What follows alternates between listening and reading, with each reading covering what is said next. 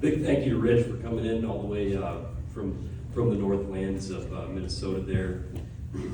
I don't know about you guys, whenever I saw that presentation, I was just sitting there thinking that, my gosh, we're making an impact here in Missouri.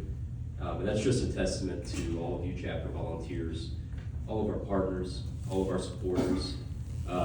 Just a big thank you from myself. Thank you from our team, because we couldn't do it without you.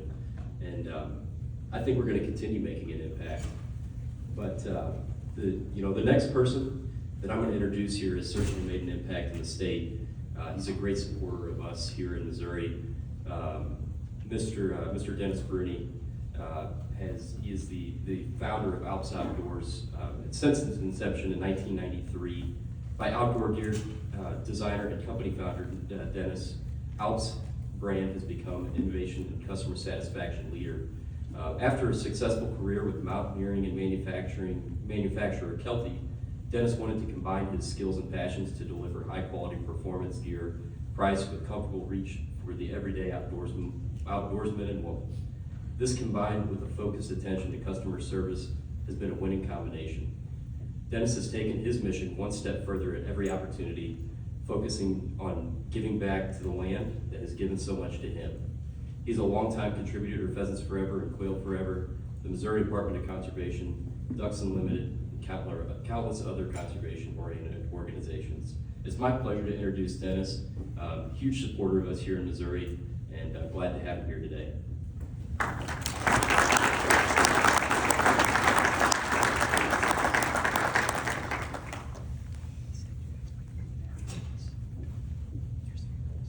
So good morning.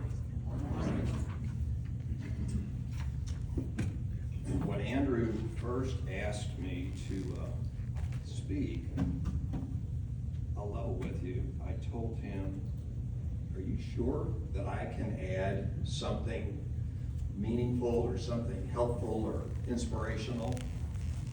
But I gotta level with you now, buddy. If I would have known that I had to follow Rich, I would have said, I'm only doing this if I get to speak first.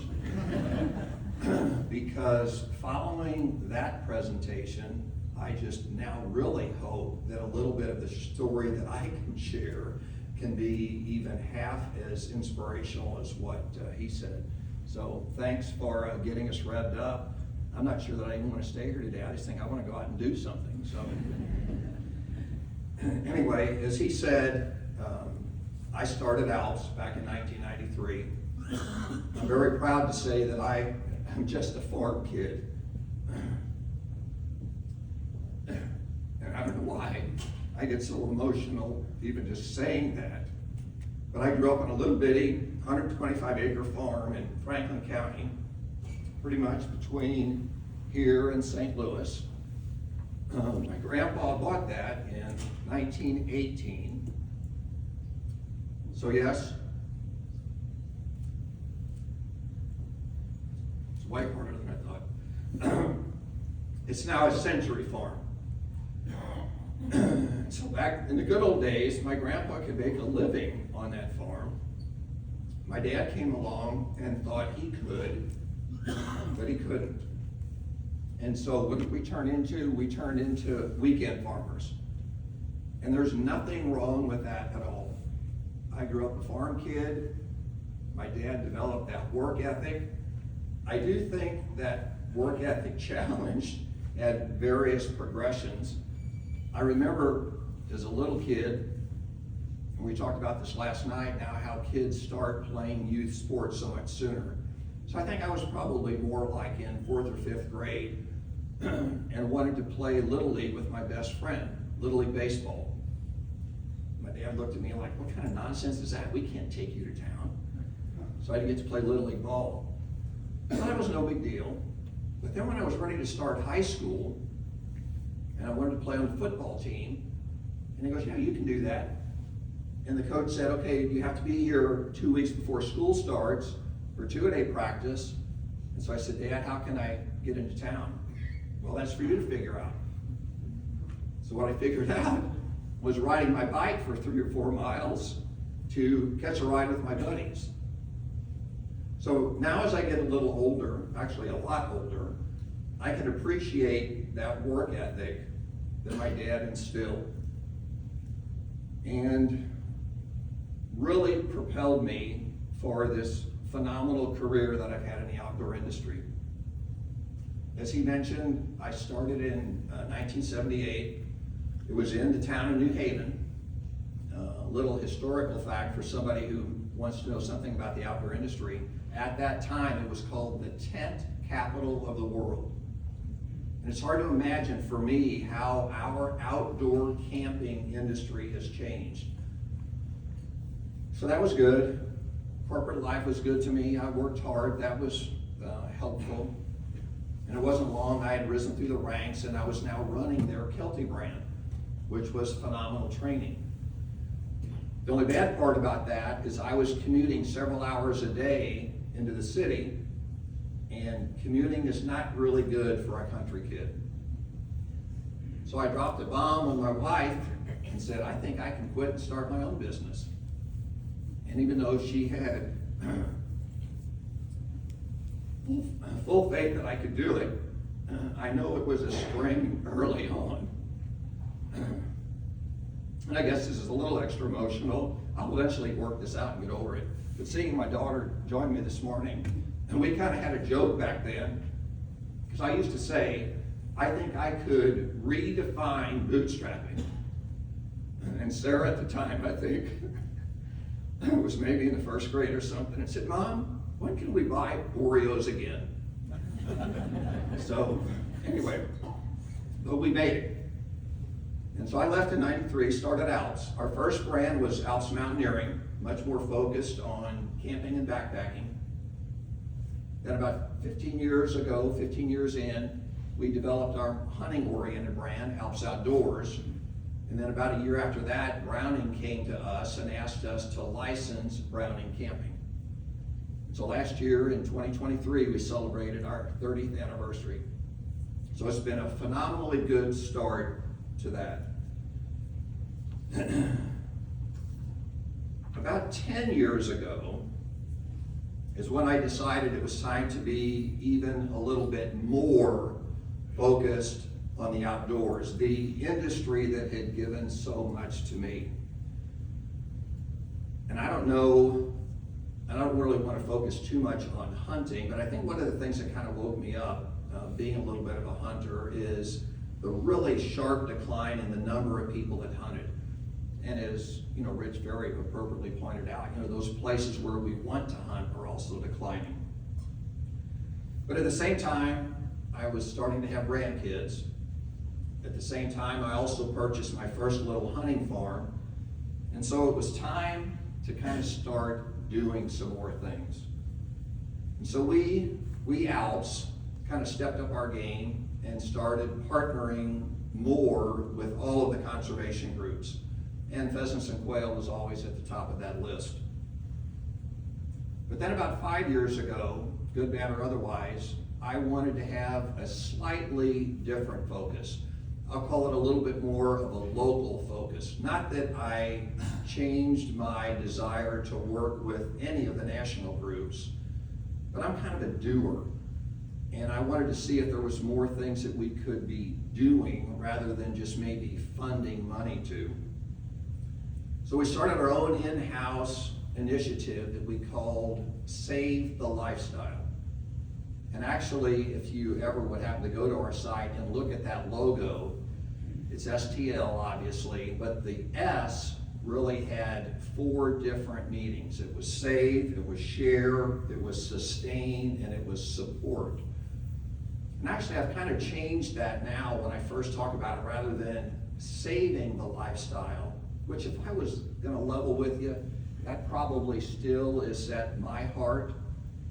But it's really evolved more to sharing that lifestyle.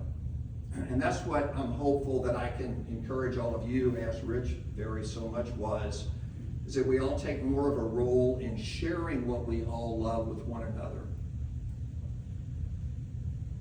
So the supporting part obviously is supporting the habitat, it's supporting plants, it's supporting animals. We need all of that. It's sustaining opportunities, for youth, or women, or any minority group that might not be in the core group of the traditional white guy who likes to hunt or likes to do conservation. For me, there was another really important thing, and I guess I was kind of stuck on the S's, but preparing what we harvest. And I doubt that there's another guy in the room who will be as unknowledgeable as I am with preparing food. I think I can run a microwave, and that's about it. And I'm not ashamed to admit it, but I am admitting that that has to change. And I think that is another phenomenal opportunity for all of us who love the outdoors. Yes, we need to preserve habitat. Yes, we need to enhance animals. But there's a great opportunity to show people that this phenomenal game that we harvest is unbelievably delicious if you know how to prepare it. So another key thing that I think we can work on. Sharing, I think, is another huge opportunity. So I don't know if anybody in here has had a chance to ever meet Shane Mahoney. Anybody? So I don't know if you'd agree with me or not, one of the more impactful guys I've ever met. And I've been very fortunate over my career to spend time with some phenomenal people. And I got to share an elk camp with Shane. And one night sitting around the campfire, he told a little story that I don't think I'll ever forget.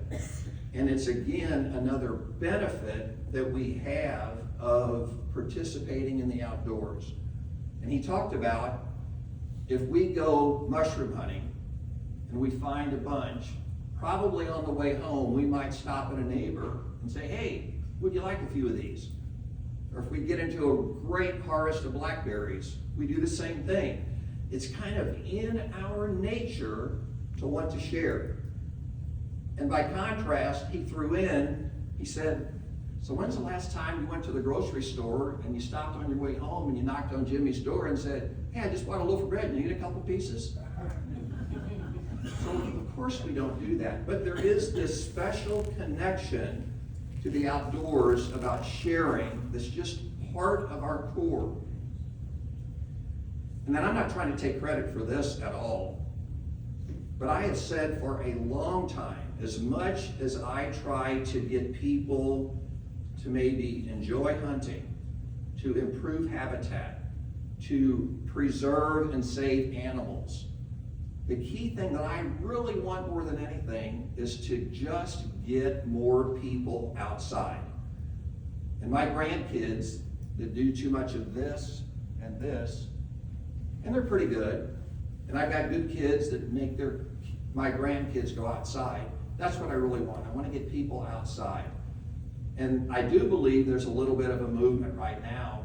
I'm not versed on this at all, but I'm just very glad that I'm starting to hear about it. They're now making connections. I think there's an in-health movement, it's called, about people getting outside legitimately feel better. So I'm very blessed to meet a lot of people, and one of those is Brad Lovelace, who's the Secretary in Kansas of Wildlife and Conservation. And he stopped by last week, and we were talking about this meeting and kind of giving me a few tips of some things that I want to talk about. And he brought that up. And he believes, and I'm not doubting it for a second, that it's almost proven now that being in the outdoors makes you a better person. I mean, the specific example he gave, which I'm not disputing, but he said they did a study. And it was, I don't know if it was grade school kids, high school kids, it doesn't matter. It was students. And they measured whether doing some last minute cramming before a test or going on a nature walk, which one would help the students test better. And supposedly it was that nature walk. And when he told me that, I said, I knew it all along. So anyway, I think that's just another opportunity for us. And I'm sure most of you, read the Missouri Conservationists. But this last issue also had a section in there, a little bit like Rich was talking about his strategic plan. A lot of this was focused on, what the state of Missouri wants to do. And one of the things that was pointed out in here is this same One Health opportunity. So I think that'll be good if we can continue to pay attention to that kind of movement. So a few of the things maybe that I've done, and I don't know if sharing any of my examples are going to be helpful or spur any ideas with any of you individually or with your chapters. So the little farm that I have is near a community called Swiss. It's just south of Herman. And so I just started there doing food plots and native grasses, and now I've got the Missouri team helping me get rid of invasive species. They're some of my favorite people. I mean, when everybody talked about Missouri has the best teams, I'm telling you, Dylan and his crew, I don't know how you guys do what you do, and you do it with a smile, and you're phenomenal, so just keep it up. But another little thing, and I say a lot of what I've done is by trial and error, and I think that's kind of key too for those of us. As much as we like to follow the lead of the biologists and people who can point us in the right direction, there isn't a super specific, here's what you do and when you do it. A lot of it's trial and error. And one of my favorite trial and error things is what I've done with the milkweed plant. So I see a lot of my friends here from Washington, and unfortunately Arvel's not here today. He was one of the guys who inspired me early on 10 or 15 years ago. But his passion for the monarch and some of the things that we have done at his farm. So I don't know, at my Swiss farm, I started out, I might have had a patch that was about as big as maybe like these 2 tables. And I saw how thick they were, and I kind of got lucky. And I know you're not supposed to brush hog, but I think sometimes when you brush hog at the right time of the year, maybe it's okay. So I waited until maybe about like November when the seeds were all dry, whatever, nice breezy day, and I get out there and I brush hog that. And guess what happened next year? It was probably like 8 or 10 tables. And I'm not exaggerating now. It's probably not as big as this room, but I bet it's as large as like this whole area. I mean, it looks like I planted them there. So that's just some other little, doesn't cost a lot of stuff, things that we can do to really like have an impact. Back to my dad's farm, I kind of joke, he passed away a couple years ago, and that's why I had the opportunity now to take over that farm. He was an ag farmer. Even though it was 125 acres, and we would maybe have 40 or 50 acres of crop ground, he wanted to feed the farm animals. Dennis wants to feed the wildlife. So now all of these creek bottom fields that he manicured for years now look like weeds. Now I know that there's native plants in there and forbs and unbelievably good stuff. Dad, I'm telling you, it's the right thing. Because of the great help from Wesley, he made a visit. I've told this story, I don't know how many times. He came up and I said, Wesley, part of the problem I have with this, you build it and they will come mentality is, there are no quail around here. I haven't seen quail since I was in high school. And so we're sitting on my dad's porch, and he goes, did you hear that?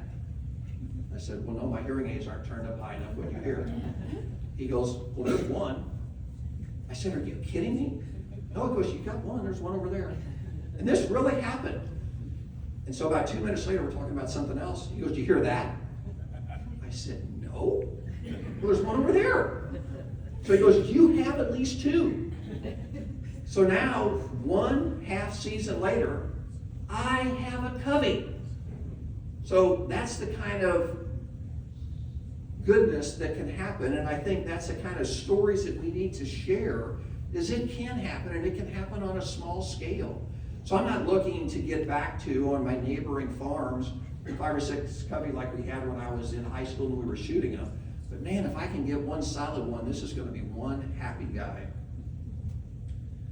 Another thing that we did, and maybe you could say I was using company labor, but also on my dad's farm, what is the one thing that us wildlife people don't like? We don't like clean fence rows. But an ag guy like my dad, old German dude, he wants it freaking slicked up. So he comes in there 10 years ago, this old nice fence row that was between my dad's property and the neighboring property, nice and brushy or whatever, local excavator comes in, it's gone. I mean, it is like Interstate 44 now from my dad's field to my neighbor's field. So what do? We planted 175 trees. a couple rows or a row of oak, a couple rows of persimmons, a couple rows of brushy plants and stuff. So now I'm going to try to connect this woody corridor up to another corridor on my property. And it's not going to happen overnight, but that was one thing that we did. But I almost got off track. I enlisted the whole 40 plus members of our Alps team to go out there, and I had a feeling that they were going to enjoy it. But I got to level with you. The smiles that I got from my team being out there, getting dirt under their fingernails and putting plants in the ground was unbelievably satisfying. So just another little example that those kind of projects can help and do work. Another little thing that I'm very fortunate is our business has grown. I don't know that I've ever heard anybody repurpose a building, but that's kind of what we're doing. As we've grown our business from the Lion area, we originally built multiple warehouses. And now we're in the city of New Haven with a more traditional, much larger industrial warehouse. But these original buildings now are finally vacant. And so we reached out to the local 4-H archery team, and they wanted to actually start moving in today. So we're gonna have a little bit of an indoor archery range. So that's gonna make these kids happy. I mean, it just kind of, I see you clapping. There's so many things that kind of pull at your inner core. So when I first heard about what they were doing, I said, so where do you practice now? Well, we got a local farmer and they let us use their barn, but in the wintertime there's no heat. Well, I'm lucky, my buildings are climate controlled. So that's one thing that we're doing. Another thing, again, I'm kind of brainwashing my own Alps team. At the end of another one of these buildings, I added some coolers.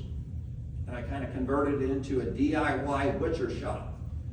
And so this last fall, after we had a very successful fall deer hunt, we had an Alps cut up the meat day.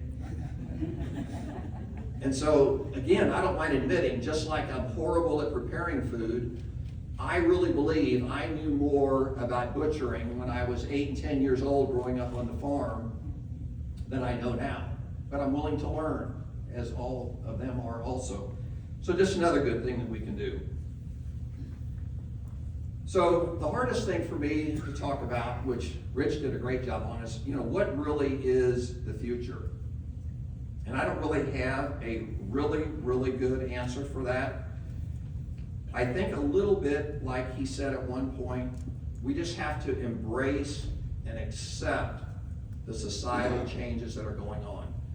And I find it interesting, and I'm going to have you clarify this later about the number 1 and number 2. But the number 3 was development encroachment. And there is, I believe you said, we can't do anything about that. But I was really encouraged. I had the opportunity to attend the Missouri State NWTF meeting a couple weeks ago. And there was one young couple from Columbia. And we were luckily introduced to them. And they came because his vision was, and I hope he doesn't mind that I call him a city kid, but he's here from Columbia. And he was just as inquisitive as he could be with the biologists there, wondering, because he had his eye on this 60-acre piece of land, and wanted to know if he was able to close and get that 60 acres, was that enough to be helpful? Well, obviously he said, of course it was. But that's what we have to kind of accept now. It's an absolute goal that we should try to is impact and improve millions of acres as we can. And a way overused business phrase or saying or whatever, how do you eat an elephant? You eat it one bite at a time. That's kind of what I think we're doing with saving our land. We have to be able to take satisfaction and pride in knowing that if we did 60 acres, that's 60 that we didn't have before. Another thing which I wasn't sure that I was going to mention, and it might be the only thing that is a tiny bit controversial to what I'll say, let's just not argue or disagree over what the most important project is. And the example that I can share is for some stubborn people in the hunting industry.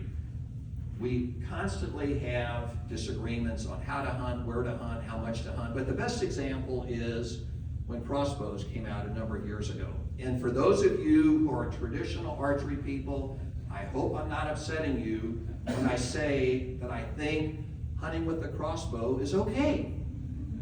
It lets old guys like me do it. I shared a story earlier about my grandson who was little and didn't want to shoot a firearm and let him hunt. But I get annoyed sometimes in the industry when I'm in forums and you get all this heat and all this passion talking about, no, crossbows aren't good, you have to hunt with this. And that's kind of the same thing sometimes with our conservation projects. Let's all accept that it all helps some. And then lastly, I got one more page here. Yeah, I'll just say, and we talked about this earlier, so that's why it's hard to follow you, Rich. I'm not doing this again. Next time I get to go first, we're going to flip hard or something. But sharing the stories and spreading the word is something we absolutely need to do. And I was just unbelievably encouraged, and I'm so looking forward to this afternoon when I see the list of topics that are going to be discussed today. We just need to continue to evangelize more people and spread the word and be happy and be helpful and get more people on our team preserving what Mother Nature has given us. So thank you.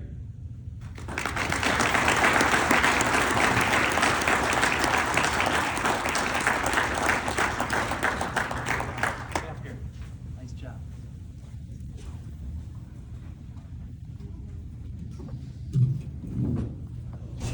Well, I think you can feel Dennis's passion, right? Kind of wears it on his shirt sleeve. I'm glad I didn't have to follow you, actually. So, we were going to do this at lunch, but because Dennis's daughter Sarah and son-in-law Doug are here right now, and they have to go rescue somebody from their 3 sons. And I had 3 sons, so I know it's true. We're going to do that. We're going to ad-lib a little bit. We're ahead of schedule. We're going to recognize Dennis for his partnership with Pheasants Forever and Quail Forever and our mission. Now I'm getting a little bit choked up.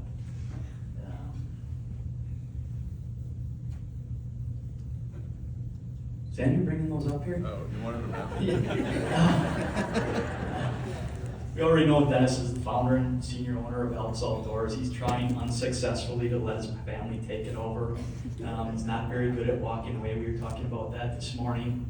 But when it comes to a partner, a friend, a conservationist, a leader in his community, again, like all of you, he's second to none. And I mean that. Truly, I do mean that. He supports the organization at every level of what we're trying to do and accomplish. He talked on a personal level, he talked about what he's doing on his farms, putting habitat on the ground, implementing management practices, always looking to increase his knowledge. He's not too proud or stubborn to stop. Stubborn. Well, that's true. Not to stop learning, look for new, innovative ways to do things, whether it's habitat management or developing products that helps. When it comes to passing on our outdoor traditions, he talked about how important it is to share that with his family, his employees, now his grandchildren, how important that is to him. But even beyond that family, with Share the Lifestyle movement at Elks, he's taken that passion into his professional life as well. And I encourage all of you to go to that website. It's honestly pretty awesome. There's some great resources there, great videos, great information. So go take a look at that. He shares his trust in our organization by being a patron member of both Pheasants Forever and Quail Forever. Locally, he goes to the banquet every year, fills up the table most years, supports his local Quail Forever chapter. Here in Missouri, he provided funding for the first outreach coordinator that hit the ground. He sponsored the Missouri team meetings, had them out to his Century Farm that he was talking so proud about earlier, and shared the farm with the team, hosted their meeting there. I think they did some trap or skeet shooting, target shooting there. He's the presenting, or Elks is the presenting sponsor of this meeting here today, so we thank him for that. Was a guest keynote speaker. Nationally, Dennis and Elks support our Path to the Uplands initiative, and is the flagship sponsor of our Mentor Pledge. How many of you have taken our Mentor Pledge? Thank you very much, those of you who haven't. This isn't a big deal. Don't let the word mentor scare you. Honestly, the more you learn along the way with the people you share those outdoor traditions with, the more fun it is for both of you.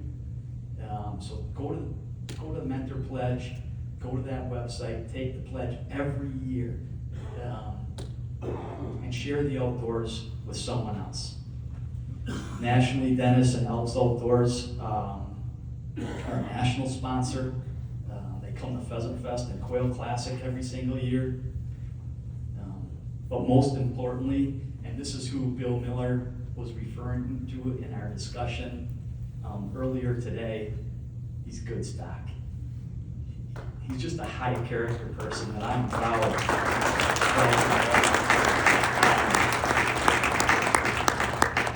When you spend time with Dennis, either personally or through his organization, he makes Pheasants Forever and Quail Forever better, just by associating with him.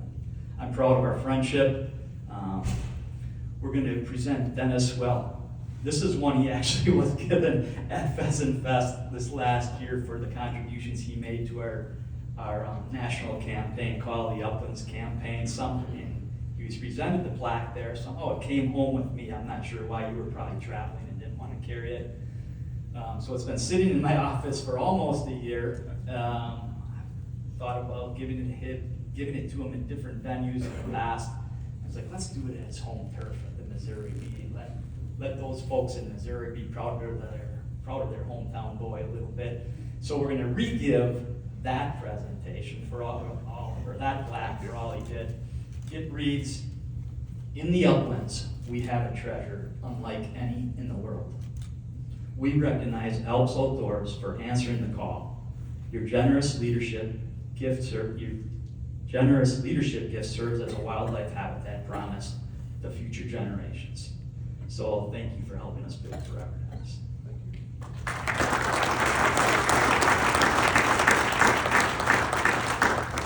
So that was for gifts and contributions, time and treasure to our Call of the Uplands campaign during those 5 years. This one is it's a Partner in Conservation Award that we don't give out lightly. And this is just for all of the work Dennis and Elks Outdoors has done, not just for the organization, but for our mission, for everything all of us are trying to accomplish, and all that he's going to continue to do in the future. So thank you, Dennis. A good story. Good story about Dennis. I'm not sure when we met. Oh, yes. Give it up for Dennis.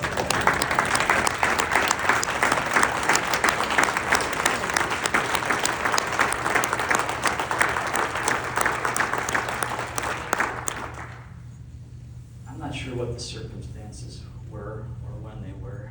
So you're not going to tell the Woodcock story? Oh, yeah, Oh.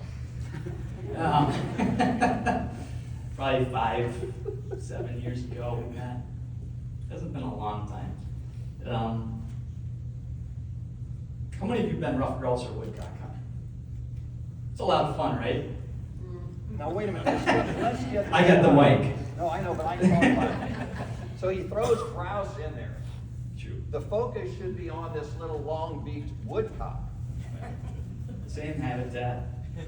No, So, Woodcock are only in marshy, thick stuff. So I'm stealing his story. all right.